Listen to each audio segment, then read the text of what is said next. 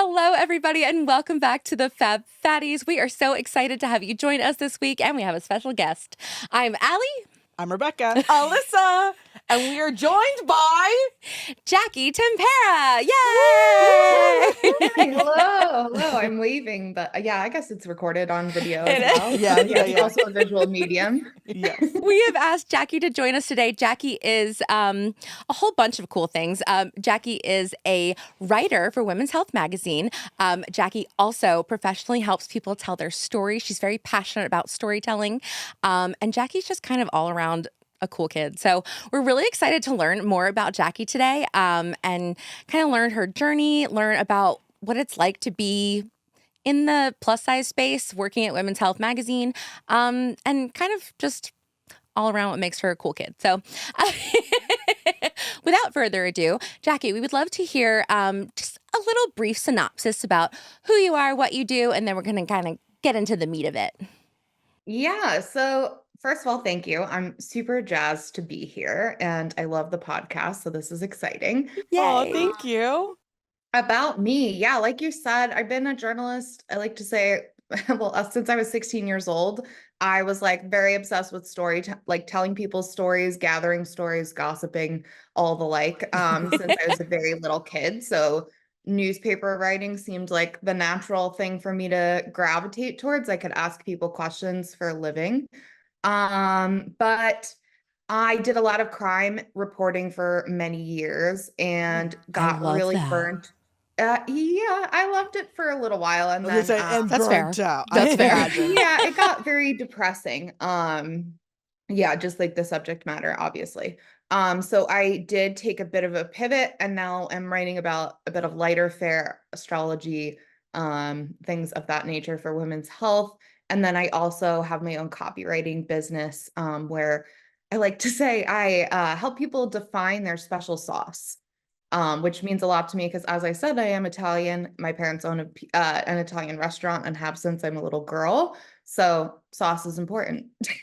Yes, it is. Where is this restaurant and can we go? Jersey.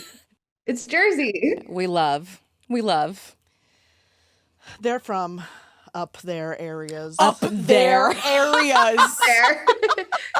I don't know geography. That feels pointed. Long Island. Yeah, I was going to say, at first looked at you, I was like, no, you're Long Island, New York, not Jersey. But I'm from close South enough Jersey. to like South go visit, Jersey. right? Yeah, I mean, we just shit talk Jersey a lot, but I'd still come and try the food. Okay, I get it. People should talk Jersey constantly. And please Period. the food. It's fine.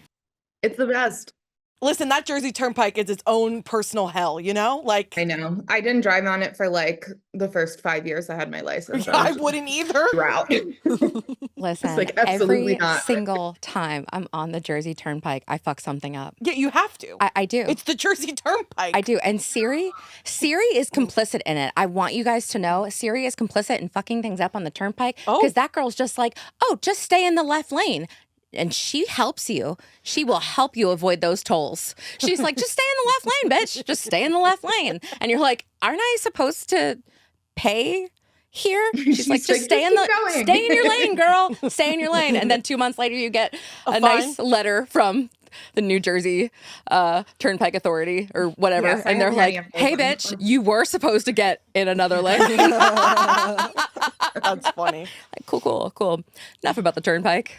We could talk about that all day. Yeah, I mean, I could continue to talk about the Jersey roadways, but I feel like we could probably get into something more exciting. I actually did not plan to ask this question, but just after hearing your like little self bio, was there anything when you were younger that you wrote about that really like inspired the love and interest? Anything that comes to, I don't know, your mind, your heart, that was really important to you where you were like, and this is what I am meant to do?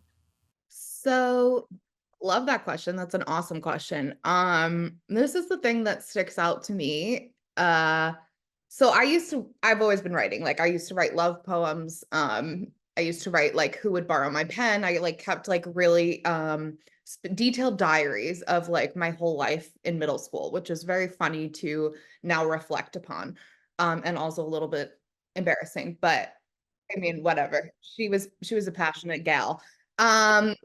But I will say that when I was a senior in high school, I was the editor-in-chief of my high school newspaper. I was like, it may as well have been like Anna Wintour heading Vogue. I was like, all right, like I'm Yes. starting over, like this is a new era. I'm in charge. I was like an absolute tyrant. I had been editor for like a week, and there was this senior prank at my school where the kids pied the teachers in the face during a pie eating contest. Oh my God. And I was like, this was my own personal Watergate. I was like, okay, like, let's go. Where's the photos? Where's the interviews? We're interviewing Senora Campbell. Like, she got frosting on her bra. She's angry. We're like, so I got this whole like front page story in our student newspaper about this like truly silly prank, but it was a very big deal to it. I went to a pretty tiny high school, 300 kids. Um, and I never felt more in my element than when I was like doing this, because I was always, like I said, the girl that like had a lot of questions, but this was like, wow, I have an outlet to like quite literally to ask these questions for. So I got to interview like my principal. I had a really amazing journalism teacher too. I'll shout her out, Andy Molshine, who just like really encouraged me to like go for it and take it really seriously. And I think that story and just like that experience in general just made me feel like, oh, like I'm good at this. I'm good at getting people to answer my questions. And there's so much power in asking questions. Because this was like kind of silly, but they were going to release the names of the students, and then they were afraid that the students were afraid they were gonna like their colleges would find out because they were seniors. And then Mhm. through my Gotcha. reporting, they did not reveal the names of the students. So I was like, oh, I did something. Yeah. Yeah. Mhm. Yeah. And Yeah. albeit a pie eating contest gone wrong, but that was something that really like I felt so excited by that. And I was like, all right, like we're ready. Like senior year, here we come. Yeah. Um I love I do that. imagine you as like a little Harriet the Spy 100%. going around the Yes. neighborhood. What's everyone's story? What are they doing? Observant. So I think that's really cool because I used to want to be Harriet the Spy so badly. I love Yeah, that. I really dug Harriet. I had another newspaper I created at age 9 called the Puppy Press. So that was like me being like, the dog down the street like went for 3 walks today. Whatever. I But yeah, love I was that like, so much. it was very cute, but very weird. We love a weird Listen, kid. I mean, I don't think I am the weird I'm like kid. I'm looking at you. I'm like I don't think any of us got out of our childhood without being called the weird kid. Yeah, we So take no, a very odd. Are you vibing with us? Adam and Eve wants to vibe with you too. All you have to do is go to adamandeve.com now. Adam and Eve is offering 50% off just about any item to our babes with code TFFPod. Talk about getting it up. But that's not all. When you get one item, they will also send you 3 bonus sexy items and 6 free movies. Again, just for being our Fab supporters, you can enter code TFFPOD at checkout and you'll get 50% off almost any item plus 10 free gifts. It doesn't matter how much you spend or what you buy, all will be packaged and sent discreetly for free. I think I feel tears of joy coming on. Anyway, don't forget, use our code TFFPod, that's TFFPOD at adamandeve.com, and let Adam and Eve put a smile on your face today. Me and my siblings used to take a talk boy, which would like do a little tape recording. You could record your voices. Yes. This is pre-phones and pre-cell phones. And we loved watching Maury and all of those things, which were so inappropriate for our age, but Yeah. who cares? And we would make our own talk shows of like, and what did you do? What's your response to this? It was You're all like, and you are not the father. Yeah, like, we made our own like soaps via the Maury show tape Oh my recording. God, that's amazing. And I I'm just like, this love is that. Yeah, I just love this New play, episode right? I'm idea. just really interested in the way people share information and get stories out there. So I'm totally vibing with who you were as a kid and kind of how you explored your and interests. I do have to shout out to like, well, I guess not so much a plus sized icon right now, but Oprah was like my girl when I was we can talk about her a little bit too, because that's really hurting my heart. But first of all, that show was everything. Like she got to Yeah. like Yeah. just bring on like, whomever's like dating their sister and talk to Yeah. them about it or whatever it was. Um, I used to like rush home from school, like plop my ass on the couch. I was watching Oprah. So I had to read a biography for school, and I picked hers up and I found out she was a journalist. So I was like, okay, like cool, that's what I'll do too. And then I'll have my own talk show in whatever, 20 years. So TBD on the talk show, but it's coming. It's Period. coming. Yeah, absolutely. Absolutely. So she was my girl, my original inspiration, I would say. Mm-hmm. Do you Love feel like that. you can still get some, like, do you still watch anything that she does? Do you like what she does? I don't like the way that she talks about her body. I never have really liked the way that she talks about her body. I think she's like very critical of herself, which is like tough to hear from someone who's like arguably one of the most like successful people in the world. It's like, wow, Sure. you're still not feeling like satisfied because you're not thin, which is Sure. like puzzling to me. However, I will still watch anything Oprah does. Like the Harry and Meghan interview, like me and my mother were sat, we had a Ready. lot of, Yeah. Yeah. we were Yeah. talking about it for weeks. I think she's I think she's an incredible interviewer. I do. I think she asks great questions and she really gets people to open up to her, which is something that I always admired, like since I was a little kid, and something that I take into like my work as a copywriter and my work in crime reporting and pretty much everything. Yeah. Yeah. One of the things whenever I was looking at your Instagram channel that I saw was that like it seemed like the secret sauce work is, like you say, helping people tell their stories. And I was curious what you find as like the most common thing that stops people from telling their stories. Mm. Great question. And I have answer. They don't think they're interesting. People have this like belief. It's very weird to me because we're in this era where like everyone thinks they're interesting to a degree because we're like uploading our lunch on Instagram, right? But then when we're talking about like actual like like life-changing moments, people are like, oh, nobody wants to listen to that, or like, that's going to be a bummer. Or do you think that's too depressing or such and such? Or people legitimately don't even think what they're doing is interesting. Like, I like to use this example of I worked with a bookkeeper who's my own personal bookkeeper to write her story. And she was just like, you're not going to pull it out of me. Like, there's no thread. There's nothing fun about being a bookkeeper. Like, I just found a course online. I did it. Now we're here. And I was like, I'm going to get you. I'm going to crack you. So we're like talking and talking and talking. And then finally she said kind of offhand, like, oh, I had a color coded spreadsheet that I used to like color on with crayons where I kept all of the chores that I did and like, I guess her mom gave her like a quarter for every chore she did associated with that chore. And I kept it for like 3 years when I was 5. And then my mom had to give me $150 because of all of the chores I had tracked. And I was like, Oh my Wow. gosh. okay, like that's awesome. Like that's hilarious.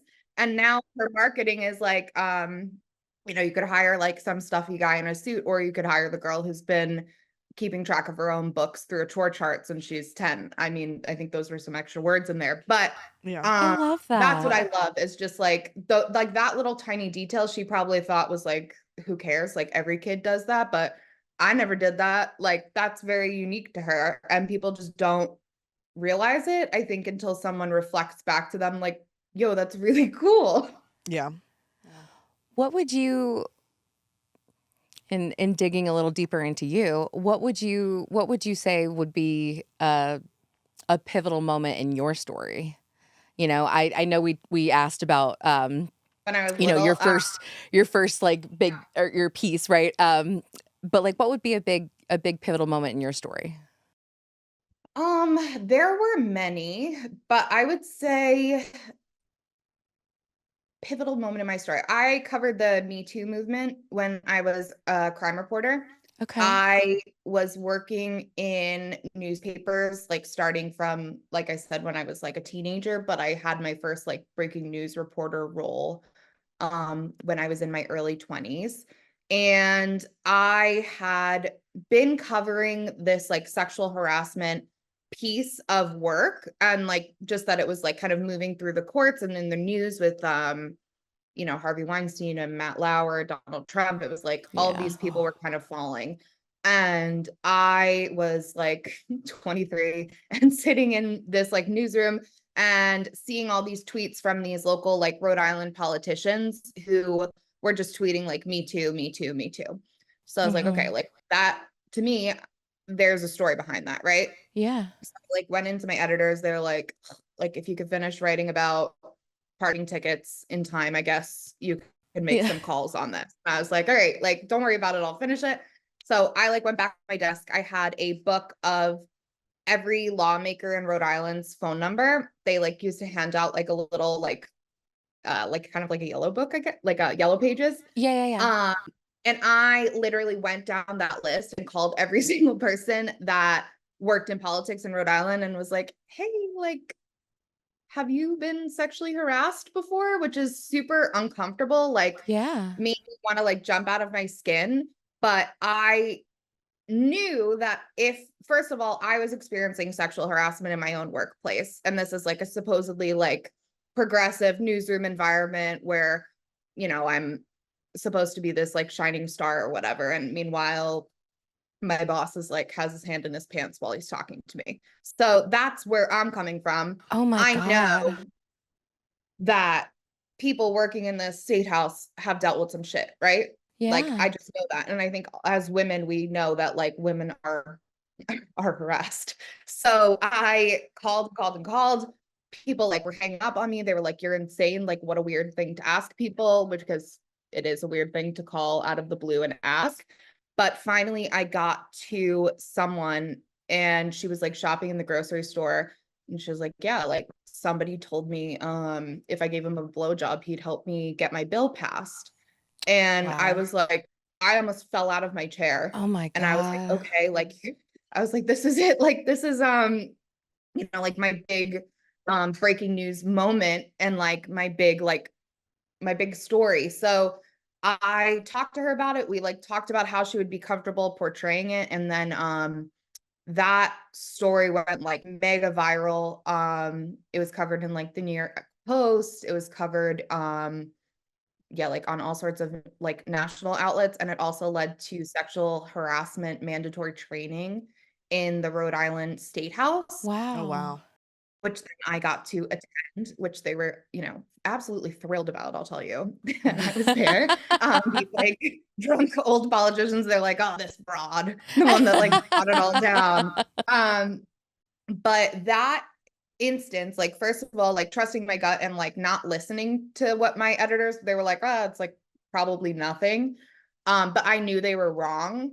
And I listened to myself anyway. And it led to like one of the biggest stories of the year in that state. Yeah. And I think that really made me realize that like I am good at what I do and I can get people to share with me because of who I am as a person. Like I'm very empathetic, like I genuinely care. And I know that that shines through even when I'm calling people like while they're at the grocery store to ask them about, you know, sexual harassment, which feels like, I don't know, like I'm asking them about their extended warranty on their car or something, right? Like, Yeah. oh, ma'am, can I help you with your sexual harassment? So it was just like that whole experience really like opened my eyes to how powerful the work I was doing was. Jackie, I am so captivated by you. Thank I you. I just feel from your first story about the pies in the face, even through this, like the passion and love that is there.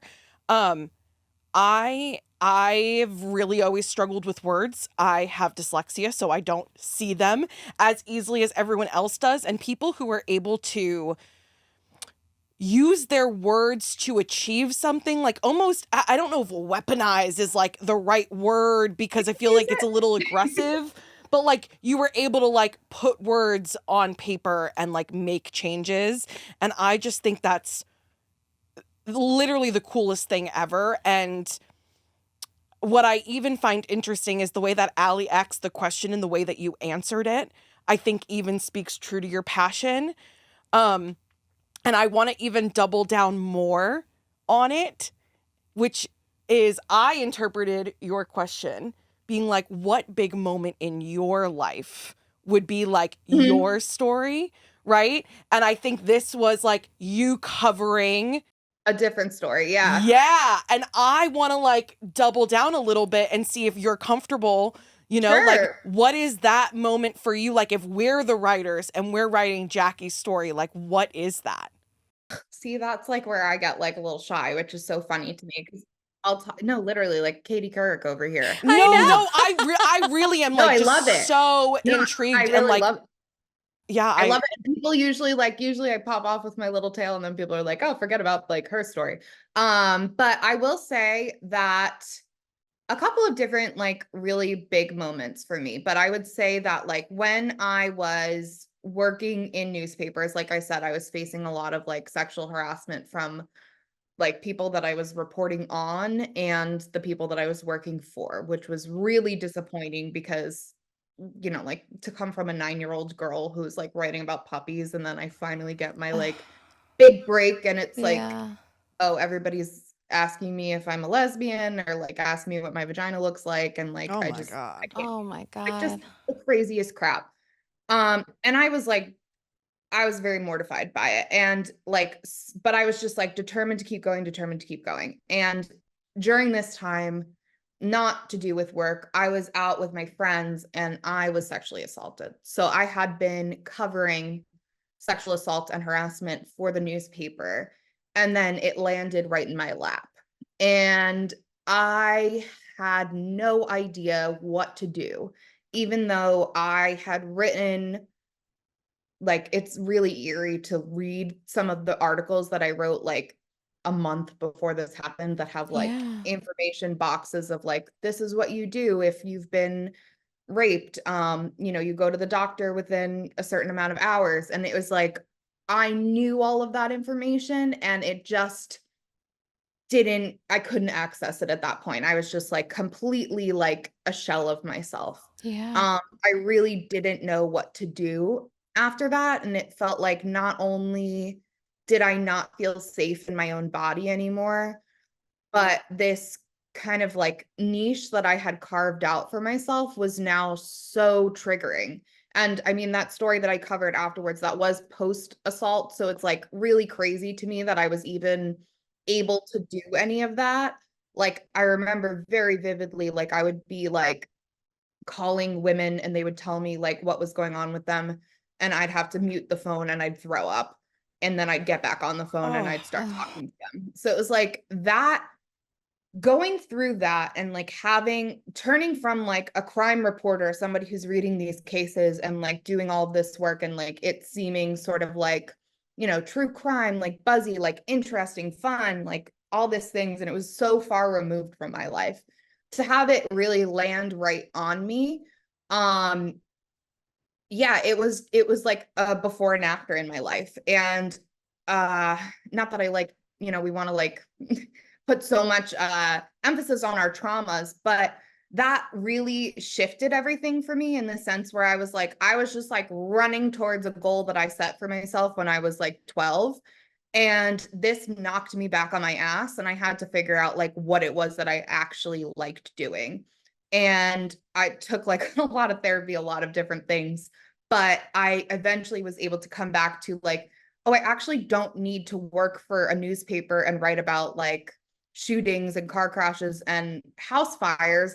Like, I can still just tell stories myself, and that feels really good to me." So, like, I think that the whole journey of, like, really healing from that trauma, which is still ongoing, it'll be 7 years in July since it happened, which feels like a really, I don't know, it just feels like a cool milestone. It's like, I'm like a 7-year-old now. But I think that that whole experience has really like informed who I am now and has just like allowed me to go deeper, like within knowing myself because I was so like career driven and like oriented from such a young age that then I was like, oh wait, but all of these emotions and all of these like my spirituality and all of these different, and I mean I really had to like reckon with my body image during that as well because with sexual assault, like it feels really weird to be in any body afterward. Sure. um so I think that really in many, I mean, it changed my life in a lot of negative ways, but at this point, 7 years after the fact, I will say that, like, it did allow me to just, like, go deeper and, like, find this really beautiful new version of myself that I feel like I was able to, I feel like I, like, kind of gave birth to myself again. And that's, like, what this whole, like, new era and, like, phase of my life has been. Um, and yeah, I would say that was like my big pivotal moment. I like to say I do like storytelling work, and I have like a fuck it moment is like my pinnacle part of it.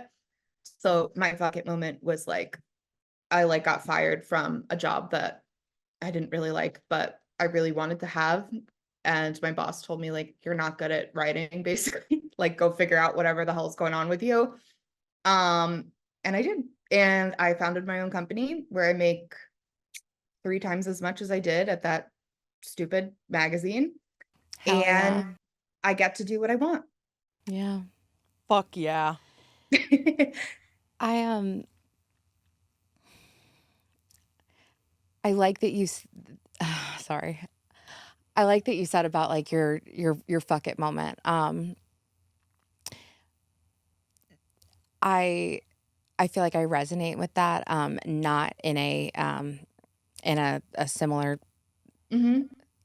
I don't know what I'm trying to say. First of all, I'm so sorry that happened to you. Thank you.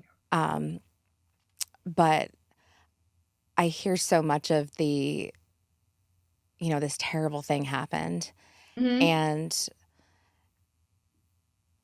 out of that, and of course, I know that you wouldn't wish it on yourself or anyone, right? And we No. wouldn't wish these traumatic things on ourselves. Um, but you took that and you were like, fuck it. I'm Yeah. I'm gonna I heal. I think like now looking back at it, like I feel so proud, like saying that number, like 7. And I'm like not remembering her name right now, but this like really wonderful girl that works for Cosmo that calls it her like rebirth day, which I Yeah. really like the date because I used to call it my Oh, trauma-versary, and that Yeah. just so like bleh, like it just was so disempowering. But I like Yeah. rebirth day because it does really feel like yeah, like I could have not kept going and it would have been really easy to not. it would have been really easy. Yeah. I think that's so incredible. And I think that that's something that helps me put a name to it, and something that like I want for everyone. I want everyone to find their fuck it moment where it's Yeah. like, fuck it. Fuck all the terrible things that I've learned. Fuck all of society's expectations. Fuck whatever toxic family member taught me.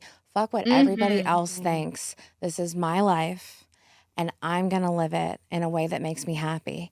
And it happened for you in that way. It happened for me when my dad died, and and not that I'm wishing terrible things on you guys. I just like whatever that fuck it moment is for you. Like I want everybody to reach that fuck it moment, and hopefully in good ways, right? Yeah, I think like it's like I find that I say things like that too, and then I'm like, wait, I don't like want everybody to have like Right, a right. traumatic event.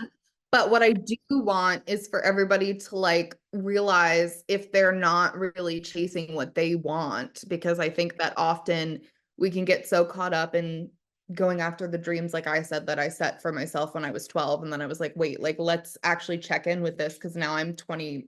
Well, right now I'm 31. I don't need to be chasing the dreams of 12-year-old Jackie. Like she's good. But it's that like recalibration and like what do I actually want? Like how much of this is coming from, like you said, like my parents, or like my parents were always really supportive of me, and I love them for that. They like never watched the news in our house, but we're like, yeah, like go be a reporter, I guess. Like like go off. But like people that are like, I think of people that like go to law school and then they're like miserable, and it's like, oh, their, great grandfather was a lawyer. So like now they need to be too. And it's like you can just reach an F it moment then where it's just like, no, like I don't want to do this. Like I want to like make bathing suits or whatever it is that you want to do. I just think there's so much power in like actually just going after what you're dreaming of and like taking it really seriously, I think that's what makes the difference in people's lives. Like to just keep going around, like stay at like the status quo, or to really carve out your own path in your own world. Because in doing this, like in relearning about myself, like I've now attracted like so much more enlightening friendships. I am in a really healthy and happy relationship, whereas that was something that was like really challenging for me before before, after, during assault. But it's something that I like have intentionally taken time to be like, this is the type of person that I would want to be with. These are the types of friends I would want, like people who are also like chasing dreams and like thinking big and are excited that I'm doing those things, rather than being like, oh, there goes Jackie working again or whatever. Um, so I think that's what the F it moment means to me, is like that moment where you're just like, actually, I'm going to do what I want now. Yeah. I Yeah. love that. Yeah, I think the two words coming to mind that keep going in my head is like resiliency, but Yes. like we all, I think, are resilient. It's just we have these moments that really force us into exposing or exploring how resilient we are, right? Hmm. And what that ends up looking like and showing up as in our lives. But then also this kind of like, I don't know, vigorous pursuit of interest, right? And you mentioned like people not finding themselves interesting. I teach freshman writers at a university, so that's also Oh my my God. biggest issue with freshmen is a lot of them feel like they Yes. have nothing interesting to say, and they think whoever they read has said it better, and there's no way that they can add their own writing. So I come up against that a lot too.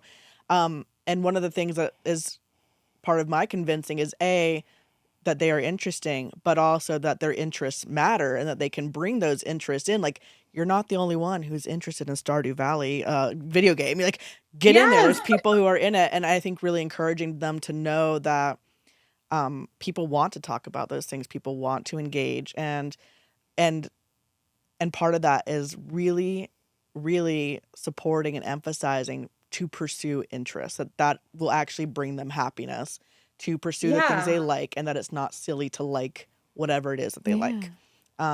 So just that 100%. confidence to pursue what you are interested in, I think is not something that everyone does experience. No, and I Yeah. think I mean, I really thank my parents for that, because they were like, okay, like she wants to be a ballerina now, she wants to be a lawyer, she wants to be a Oprah. I'm sure that was like the most shocking to them. They're like, okay, go off. Like, I'm glad she doesn't have a confidence issue, I suppose. Um, but it was just like they were like down for it, and they were like, okay, like you like writing. Like I think my dad was always like, you should be a lawyer, because I was always like an argumentative, or like, oh well, let's look at it in this perspective. But yeah, I just found something that I didn't even know existed. And that's honestly how I feel about copywriting too. I was like, when I started my own business, I started being a social media manager, and I hated it. I hated it. I was so Yeah. miserable, and I was like, "Oh no, like I started this whole thing and now I don't even like it." And then I realized that I could like just write for other people, and I was like, Yeah. "People actually will pay me to do my favorite thing in the world? What?" So that was like the best. Not me taking notes right now. How I love is that. writing for women's health or any other like big publishing channel like that or network like that different from writing on your own platform?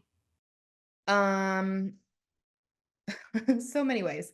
So writing for any like big outlet, you don't get the final say in what's published often. Like, yes, it's not going to be like drastically different than what I wrote, with that. Like, they'll always be like, here's the edits we proposed. And like 99.9% of the time, I'm like, yeah, like I should have spelled that word right. Good job catching that. But like when I worked in newspapers, there was so much like that I would want to include, or like little scenes or details. And it's like, oh, you actually only have like, I mean, they used to measure it in inches, which was hilarious to me. It's like you Yeah. only have inches for this story, which is like, I'm not going to remember what the conversion rate is, which God bless, because that means I've been away from it long enough. Um, but I think like that part of it, like I used to get in trouble a lot for like things I would tweet, or like whatever. And it was just like this, like people watching me all the time. Whereas like now, for women's health, I'm freelance. So it's like, I do have more of like more autonomy. Like I'm not like I'm not like an employee of the brand, I suppose. So I still do have like that independence. But I think like just in general, like, yeah, like when you're publishing for yourself, you can write whatever the hell you want. You could say what you want, you can present it how you want, you can curse, you can do whatever, like truly what you want. When I'm writing for even for women's health, like I love, love, love writing for them. I love my editors. Um, I write a lot of like corny jokes that ultimately get cut, and I'm like, no, like even my My joke about like baby. Sarah Jessica Parker's pigeon purse, they did leave off. But I just like stupid things like that where I'm like, okay, well, like then I'll just use it on my Instagram stories later. Like it's all good. Yeah. Hey friends, do you want to contribute your stories, questions, or topic ideas to the pod? You can now submit written, audio, or video content to us for consideration in a future episode. You can find the link in our show notes as well as in the bio of our Instagram page. Hope to hear from you soon. Do y'all mind if I bring up some of the stuff I read? No, I think No, you should. please do. Bring it up. Yeah, do it. Okay, so I did scope out your page on Women's Health that has like all of your articles that you've written. And so I Yes. saw that you write everything from like reality TV show, which by the way, I love reality TV. So, celebrity life news, sports, and then you do horoscope writing, which we definitely want to get into that too. We definitely want to get into that. And we've had a couple episodes recently where we've talked about some celebrity stuff. We're kind of thinking about how celebrity bodies are up for discussion, and I got pulled into two articles that to me had very different ways of talking about women's body. I think one you co-wrote, and that was about Kelly Clarkson. Again, the other one she knows.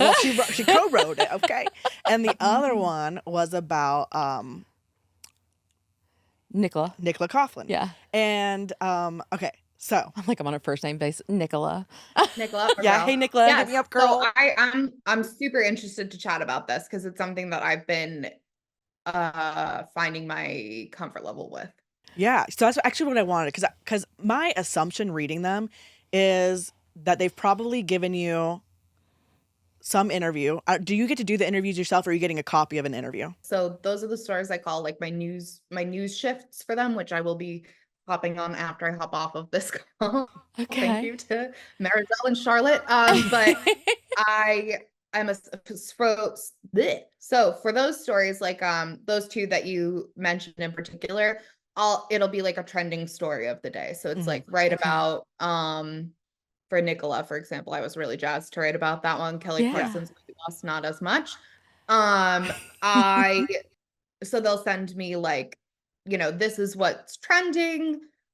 Here's what she said, like find the quotes on it, like do your own research, and they'll send me a lot of it. And it's like, this is how we want it to be. Like, here's the subheads we want, or like the little like mini headlines in them, and this is what we want you to include in them. So for something like that versus like something like, like I really liked the article I wrote about like how The Bachelor doesn't have any plus size people. Like, and I think interesting that, and I've gotten a lot of feedback from readers that are like, how could you write that? And then you're also writing about Kelly Clarkson's weight loss, or like Dua Lipa's abs in such and such shirt. And yeah, I think it's taken some time to like find my boundaries with that kind of work too. I think when I first started writing for them, I wrote a lot of like celebrity workouts, and I was like, this feels a little weird to write about like Dua Lipa's leg, but like it is providing a service in the sense that it's like, okay, this is how she Wants to works present out. herself. Like, Yeah. like people want to know that. And like, I being in a bigger body, like, is it helpful for me to know that Dua Lipa does like a HIIT workout every morning? Like, sure, why not? I guess. It's not like harmful to me, right? It's like, it's just what she does.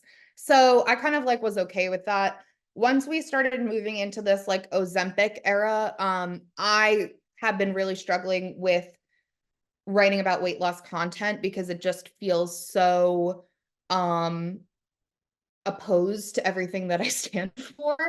And Sure. while it is like a job and I want to do the job that I'm assigned to do, and I do write for a women's health magazine where many of the readers are interested in weight loss content, and I can acknowledge and respect that. It's not something that feels good for me. So actually, I have really great editors there. After I wrote that Kelly Clarkson story, I felt like bleh. I like felt like I don't want to write about this. I don't like that my name is on it. I just don't like that it exists. Um, Not to say that it's not a wonderful story. My co-writer, like she did the job that she was assigned to do. She did a good job. I since then have asked them to not include my byline if I am assigned weight loss content, and they have honestly moved away from that and assigned me more along the lines of like the Nicola article, or like writing about these Yeah. like sports stars. So it's kind of like advocating for myself in that way as well, which was very uncomfortable because yeah, like I think I have some people pleasing tendencies and I love the women Yeah. that I work for. So to say to them, like, I will not have or like, I don't want my byline on this, um, was scary. But that was also an option that they offered to me because when I was writing more fitness articles, I was being harassed a lot online. Mm. Um, Yeah. because I am in a bigger body, I'm a plus size, I'm a fat person. So, I write about so and so's abs, and like some grandpa from Kentucky is like, you don't have abs. How could you write about them? I'm like, well, I'm sitting up, so I And do you're like, have you don't abs. either, Grandpa. Yeah, like so I remember like a lot of that was happening when we were writing more of those like body focused stories. And they had offered to me to take my byline off of them if I didn't want to deal with it.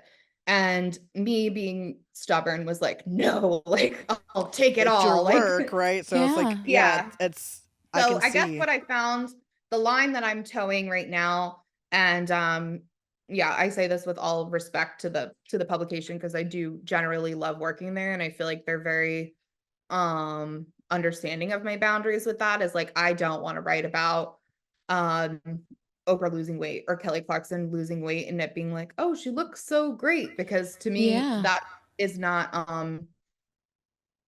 that I don't feel like she looks great. Like I feel like she looks great regardless. And it's just like not something I feel comfortable engaging with. Yeah. I think oh, sorry, go ahead. Well, I'm wondering if we should, for our listeners who haven't read that article, if it's appropriate for me Sure. to quote some Yeah, what Kelly let's said in it. summarize it Yeah, too. yeah. Sure. So it was about, so in the article, Kelly's talking about her weight loss and kind of the fact that everyone thinks she's taking Ozempic, but she's not. I mean, later on, in the thing, she's talking about taking a medication. I don't think she named it. Yes. Yeah, Mm-mm. Yes. so I she would is taking. imagine it's Ozempic adjacent. I Yeah. Okay. don't So know. she's like, I'm not taking Ozempic, but she is on some kind of medication that Mm-hmm. is allowing her to lose weight. And but this is a moment. So I got really stuck on what Kelly said more so Mhm. because I didn't find the article to have a lot of like y'all adding into Kelly's story. It was much more telling Kelly's story, right? And Yeah, I so tried to add in my own 2 cents, but then they were like, it didn't fit the piece. It was just right. like me honestly like fighting for my life. I was like, but she looks great at any size. Yeah. And like I was just Yeah. adding those little asides in, and it's like that's not really journalism. But Yeah. okay, Fair. I'm ready for the quote. Yeah, so she says she I guess she had filmed a birthday special and in it she goes, all of a sudden I paused it and I was like, who the fuck is that? She said, you see it and you're like, well, she's about to die of a heart attack, Kelly said. Kelly also shared that at her heaviest, she weighed 203 pounds Oh and they made God. sure to say she's 5'5", 3.5 inches. And when I read that, Not the 3.5. I know, No, I was like, literally, they're that's what like, Rebecca. Not the 3.5. and I was like, they don't even say around 200 pounds, like 203 pounds, okay, to the exact, right? And so when I read Oh, that, my sick. first thought was like, okay, I think everyone has experienced a time when they see a picture of themselves or they see themselves on video and they're like, who is that? Because we don't often see ourselves, unless you film yourself constantly, we don't often see ourselves from all the angles, right? Like in all my pictures, I'm like, and then if I'm sitting there slumped in a Yeah, chair, I'm totally. gonna be 100%. like, Yeah. who's that? You know? Yeah. So first I'm like, okay, I get it. I get seeing yourself from a view you're not used to seeing yourself and having that like shocked moment. I Yeah. think I've experienced it. My Mhm. second thought was that the idea that her body weight at 203 looked like she was on the brink of death was ridiculous. Oh, and 100%. and I how actually, this is the first time I'm hearing that quote because our stories get updated like every time someone says something new. oh, So interesting. I haven't Oh. updated that. I wrote that story in, I want to say January because I think, yeah, because I was traveling. So it's been updated since then. So I actually had never heard that quote before, and that is cuckoo bananas that it would be like, That is so interesting to hear. And I think it's a really good like That is wild to information me. literacy moment for us because Yes. it was like the republished date was recent, like May something, right? So I'm sitting here thinking, oh, you just wrote about Nicola and now you're also having to write about Kelly, but those things happened at different times. yeah, so I actually, after the Kelly story was when I asked them to not have my byline on weight loss stories anymore. And Good for you. yeah, which was honestly really scary. I'm sure. sure. I was just like, am I gonna lose my job? Yeah. Like, Opportunity, yeah. and they were like, that's fine. They just like didn't include it anymore. And they honestly haven't assigned me any weight loss stories since then, which I really, That's awesome of Dude, them. good I'm for assuming that's you. intentional. And I feel like that was really nice of them because I just felt like it just felt so wrong and like so like in my body wrong to be writing these things. And like I said, I did feel like I was defending my position after like every mention of her losing weight, but like I would be like, but of course she always has looked gorgeous. And it was Yeah. like Yeah. all these like kind of cheesy things in there. And I just didn't feel like I was doing a good job either because it was just like I was so twisted up and like feeling like it's wrong that I didn't feel like I was really being like a true unbiased like journalist, right? Which I think we could have a whole discussion I was about gonna whether say it actually is making me think about that, and not so much the bias, but you're a writer who writes about all kinds of subjects, regardless of their personal connection to you, right? And yet, like you mentioned, the old man writing to you like you don't have whatever, like about the yeah, exercise stuff, right? And so because we're in an online space where they can literally click on your name find me, and get yeah. a picture and get your socials, right? Who you are does end up becoming consequential to what people read and how they interpret it. Um, how has it been navigating that? I mean, sounds like you had some bad experiences, but what is it like knowing that you don't get to really separate yourself from the articles It's you hard. write? I think when I worked for local newspapers, like I've got a ton of mail and phone calls just because like that's the nature of like local news is like the community is very engaged. But it wasn't like you're ugly, you know? It was more like you're stupid. Which for whatever reason, being called stupid, I was like, well, I'm not stupid. Like objectively speaking, I'm just not stupid. I mean, like at this point in my life, I can say like also like I'm objectively speaking not ugly, but I think like You're as a not. younger person, thank Yeah. you, thank you, thank you, thank you. No, as a younger person, you feel insecure about I mean, I think anyone who has been alive has felt insecure about their appearance and their body at some point, regardless of whether you live in the smallest or the largest body or somewhere in between. So I think that like when it became more personal and like people would comment like on content that I'm making about my business and be like, you fat slut. And I was just like, whoa, like, where is this coming from? Or like, people would literally comment. For some reason, Brie Larson really triggers people. The two celebrities that I've written about that really get people wild are Brie Larson and Megan Thee Stallion. Megan Thee Stallion, I'm assuming, is some heavy racism in there. Brie Larson, I cannot understand why people get so upset when I say that she has abs. I don't know. But regardless, I will get like a lot of hate mail if I write about those two in particular. Which is just like weird, like just a thing I've noticed. Yeah.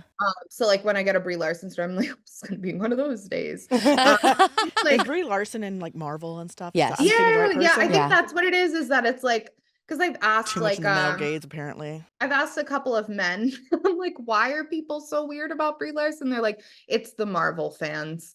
And I'm like, okay, that makes sense. But I think that going from that pivot of it being like, oh, people are saying that I'm stupid and I'm bad at my job, to like people just insulting my appearance and my weight and like saying mean things about like me as a human, was very jarring. I did have, now that I'm talking about this, like I did have another instance where I like went viral in a bad way when I was younger, that I think kind of equipped me for some of these comments. I'll share briefly. I wrote, it's actually very funny.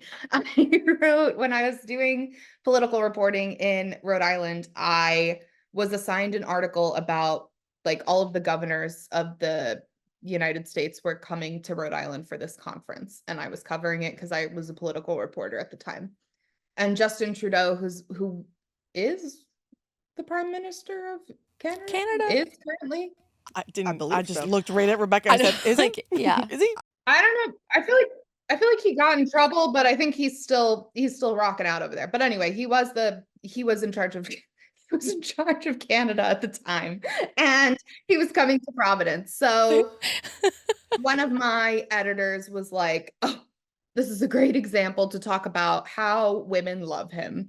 And he was like, "My wife just thinks he's so hot and da da da da da." And I was like, respectfully, I don't really care what Barbara thinks about like year of Canada, but like, sure. And I was like, okay, Cool can story. we like write about like why it would be important that like he's coming to our city, like what that means for like our area? No, we're gonna write about his sex appeal.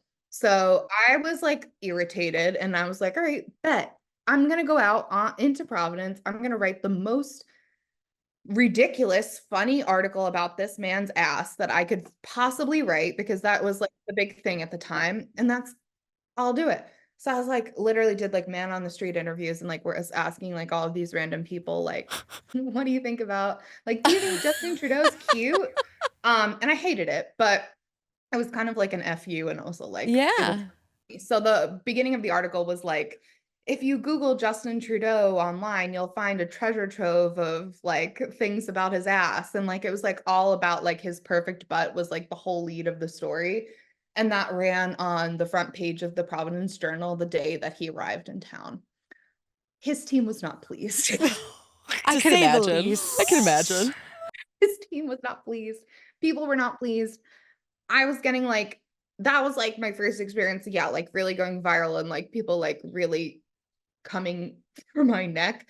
And I was like getting written about like she's a clown and like she's objectifying men and this and that. And I was like I knew this was gonna happen. Like, this is why I didn't want to do it in the first place. I would have been like, yeah, how does it feel?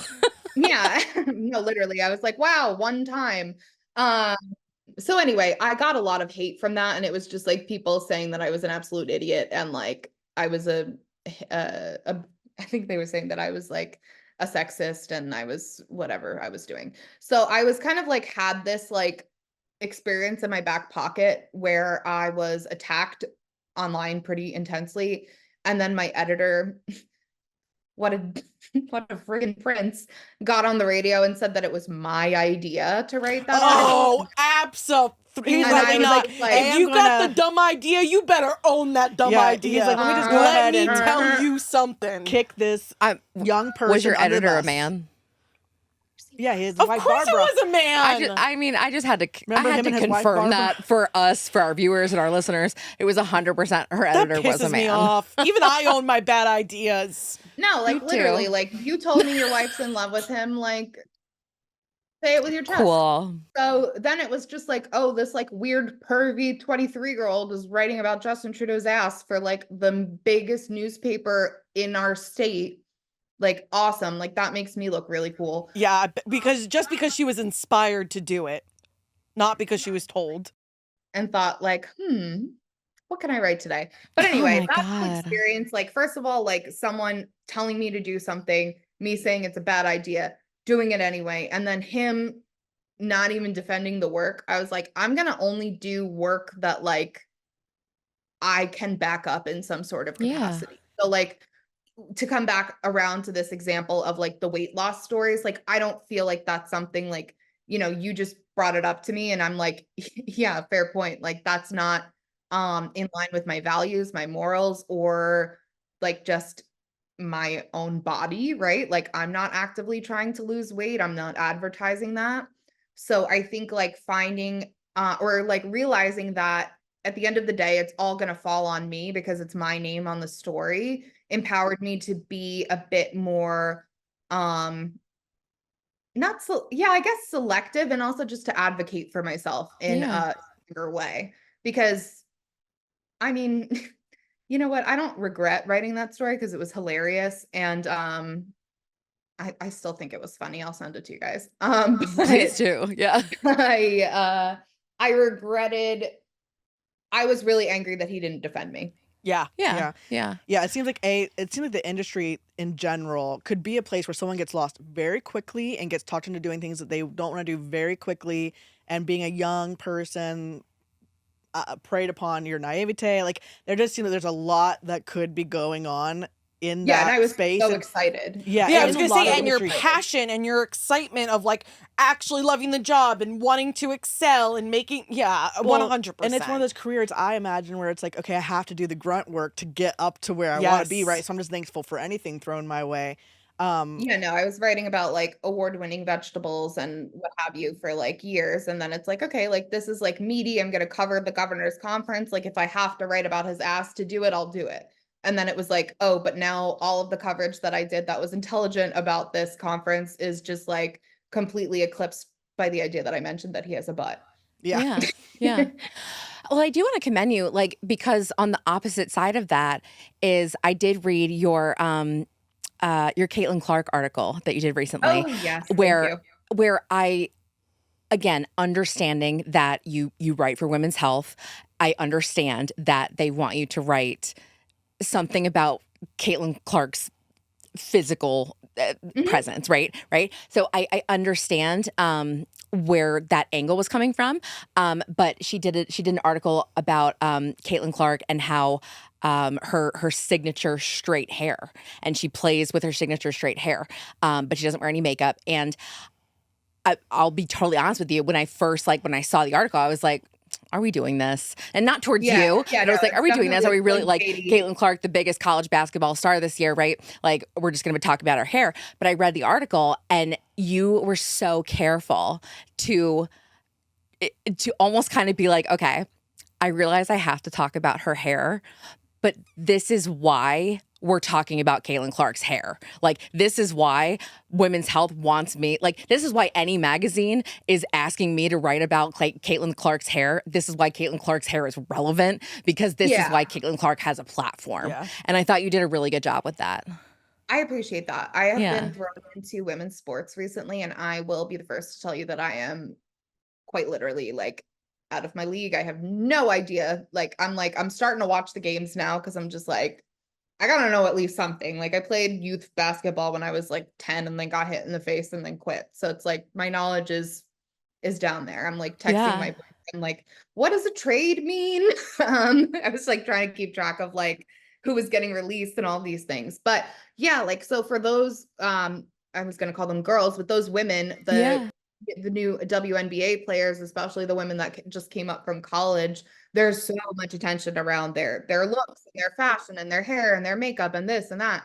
But yeah, I do think that my editors and myself do a really good job of including like, okay, like, yeah, we're going to talk about her straightening her hair and like what that means for her. And I actually kind of liked that she had this ritual, like this like Yeah. Yeah. ritual That where I was was like, that's that was cool. cool to Like learn I could about relate too. to that. Like I, like before I came on this podcast, like I always put lip gloss on because that makes me feel confident. So I was like, Well, let me tell you, Allie's got a ritual over here I knew it was coming. of putting I knew it mascara was on her coming. eyes for at least 20 minutes before we do Every anything. time she talks about it, You know what? It the happens. span of time gets longer. At first, it was like I 10 love minutes, that. then it was 12 No, minutes, now it's 20 minutes. It's going to be an such hour. a long time of She mascara. did it under 5 minutes today. I did. Well, but And I look good. yeah. You do, you look great. So yeah, like I could relate to that, like that theme of like, you know, like having something that you do to yourself. And like also I think as women, like our appearance is often something that is like, first of all, it's something that people unfortunately talk about constantly, right? Like how women look. Second of all, I think it can be a point of empowerment, like when you do feel confident in your body, and there are those little ways that you could do that, Absolutely. like putting on your mascara. Like, I mean, I'm freaking obsessed with your space buns today. Like, I think that's amazing. Like I your love. hair. Like, I mean, it's just like these little tiny things that we can do. And I think I grew up thinking that that was so stupid and like not worthy of reporting on. Cause like in my heart of hearts, when I was a little girl, I actually wanted to write for Vogue. And I had the thought that like that's stupid to write about clothing, like pick something else. And then I literally started writing about crime. And I think sometimes, like now that I'm kind of back, and not that I write for Vogue, but I do write about clothes and fashion and skincare and all these things. It's like they're actually not stupid. They're just like looked down upon often because they're generally geared towards women, Women. these Yeah. articles. Yep. Yep. Yeah. And I think that, and I've asked other reporters too, like, do you get this many comments when you write about people's bodies? And from what I've heard from like my colleagues, no, definitely not. I also think that I'm like, I talk about my body a lot and like my own journey. So like perhaps that's like making it open for discussion for these trolls that find me. But I also think that I'm the one of the, I mean, I don't know what everybody's size is that I work with, but I would say I'm one of the only plus size writers there. Yeah. So yeah, like when you click, if you feel like so passionate about Brie Larson's abs that you want to yell at someone, you're probably going to yell at me rather than like Ashley, who's like 110 pounds soaking wet and is blonde, right? Sure. So we are wrapping up, but you write horoscopes and you write horoscopes, sex-related Oh, I horoscopes. fucking love that. I love it.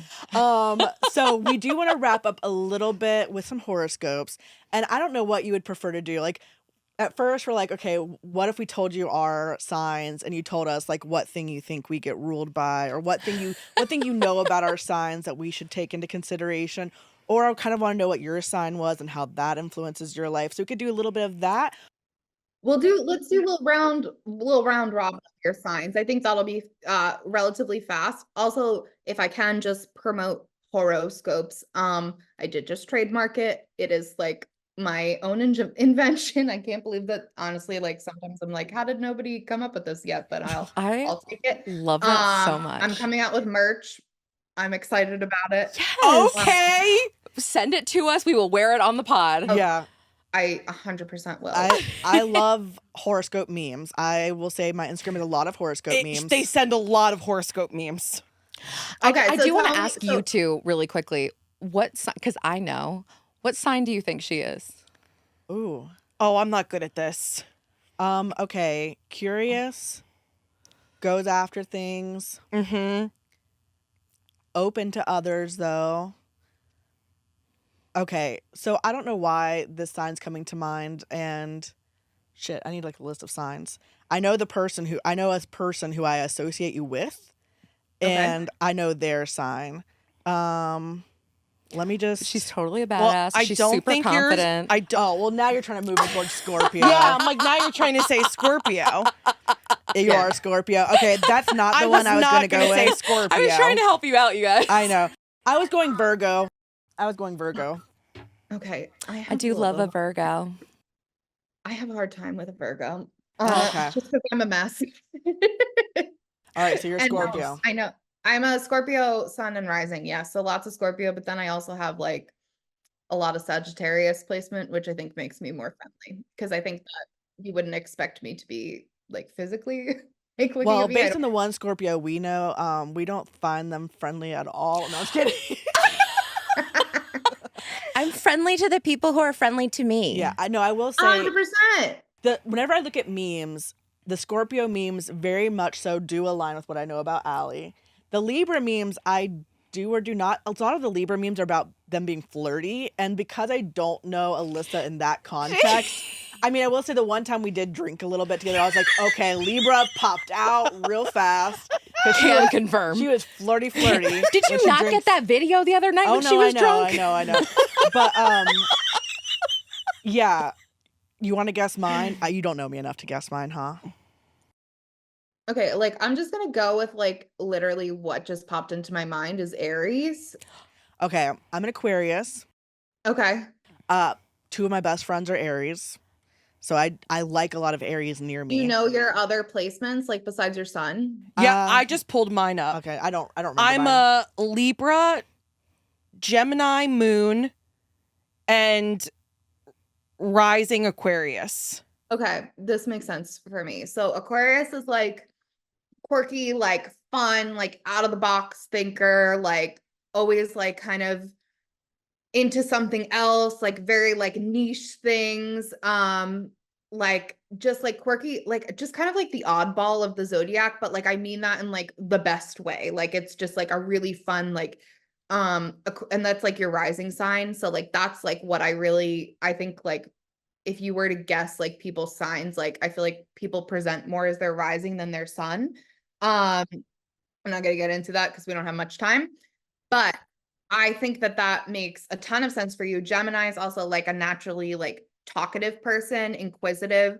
You're really great with questions. That makes sense to me. And thank that you. being your moon sign means that's your like emotional side.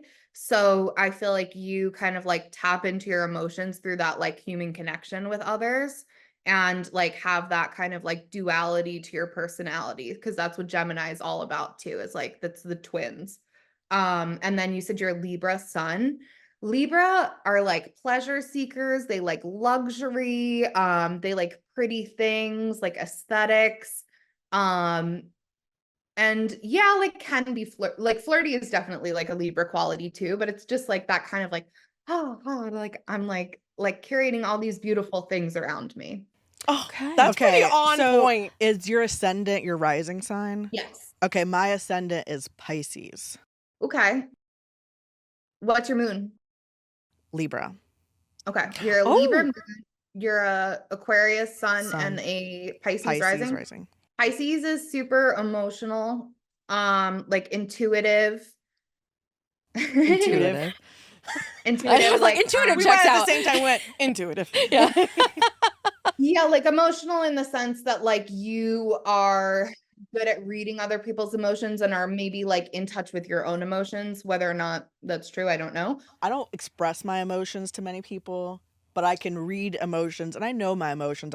I'm not outwardly expressive of my emotions. Yeah, that's a Pisces. Like if you were a Cancer, you'd be crying every 15 minutes about your emotions. And a Scorpio, they're all water signs, so like all like kind of intuitive and emotional. Scorpio's like you will beat my feelings out of me, like get away from me. Although I'm very emotional too, so take it all with a grain of salt, you know. I just mask Pisces, them well, but I am very emotional. yeah, same. Intuitive, Aquarius rising, you said? What did you say? Um, I got your Aquarius Pisces rising, Pisces rising, Aquarius Sun. sun. Yeah, so same thing, like kind of like quirky, like always seeing the other side of the situation, like devil's advocate vibes.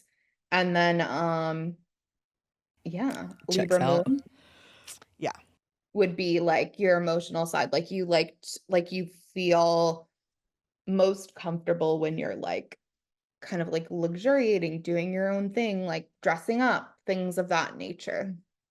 for sure. I'm definitely a Scorpio. Yeah, so Scorpio, mysterious, dark, truth tellers, like gossip queens, I feel like just like keeper of secrets. Secrets. She's very secretive. Her She's hair's so secretive. her What's hair's the so big, secrets in her so big. hair, I was gonna right? say her hair is full Yeah, of yeah, secrets. Her yeah. hair's full of secrets. It's full of secrets. Yes, that's me all It's the full of time. secrets. Jackie, So, it was is full of so secrets. so wonderful talking with you today. I really could keep going for like another 2 hours. I I did not know. ask a single one of my prepared questions because I just went on a roll with you, love that. which is so funny because we had a meeting last night and I bragged about how good I wrote my questions. She did have great questions. She I'm did. sure But you you asked did. good questions. But it was just, I mean, your passion and your excitement and the vulnerability in your stories was just so captivating. You took me on a ride, and I will definitely be following along with your journey and can't wait to see what you're able to continue to do as a plus size woman in the woman health space, and continuing to hold those boundaries and advocate. Hell yeah. And also, like, I'm a yoga teacher. Like, I'm friggin' strong and I'm powerful and I am like, yeah, like, I think that that's the thing for me is like, am I strong? Like, can I walk places? Like, can I move Yeah. my body in a way that feels good for me? Like, then I'm cool with my size, you know? Like, I just want to be able to live. Yeah. Yeah. Well, thank you so, so much for joining Yeah. us. Like, subscribe, support the pod. Where can we find you, Jackie? Yes, you can find me on Instagram at JackTemp, JackTemp. My website's jackietempera.com. And then I just recently restarted my TikTok, and that is jack.temp. But that's more copywriting stuff, and it's fun. Okay. We're friends, Yes. And we're fat. And we're fab. and we will see you next time. All right. Bye. Bye.